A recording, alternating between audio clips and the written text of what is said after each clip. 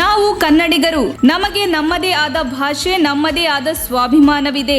ನಮ್ಮ ಭಾಷೆ, ನೆಲ ಮತ್ತು ಜಲ ರಕ್ಷಣೆ ಮಾಡಿಕೊಳ್ಳುವುದು ನಮ್ಮ ಕರ್ತವ್ಯ. ನಮ್ಮ ಮೊದಲ ಪ್ರಾತಿನಿಧ್ಯವನ್ನು ನಮ್ಮ ಕನ್ನಡ ಭಾಷೆಗೆ ಕೊಡಬೇಕು ಎಂದು ಕೆಪಿಸಿಸಿ ಅಧ್ಯಕ್ಷ ಡಿಕೆ ಶಿವಕುಮಾರ್ ಅವರು ಗುರುವಾರ ಹೇಳಿದ್ದಾರೆ. ಹಿಂದಿ ಕುರಿತಾಗಿ ಬಾಲಿವುಡ್ ನಟ ಅಜಯ್ ದೇವ್ಗನ್ ಟ್ವೀಟ್ ಸೃಷ್ಟಿಸಿದ ವಿವಾದಕ್ಕೆ ಸಂಬಂಧಿಸಿದಂತೆ ಕೆಪಿಸಿಸಿ ಕಚೇರಿಯಲ್ಲಿ ಸುದ್ದಿಗಾರರೊಂದಿಗೆ ಮಾತನಾಡಿದವರು, ಯಾರ ಟ್ವೀಟ್ಗೂ ಪ್ರತಿಕ್ರಿಯೆ ಮಾಡಲು ನಾನು ಸಿದ್ಧನಿಲ್ಲ.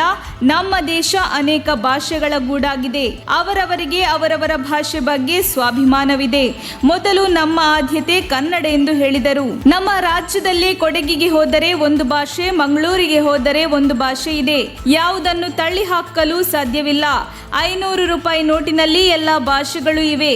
ಕನ್ನಡ, ತೆಲುಗು, ತಮಿಳು ಭಾಷೆ ಇದೆ ಎಂದು 500ರ ನೋಟು ಪ್ರದರ್ಶನ ಮಾಡಿದರು.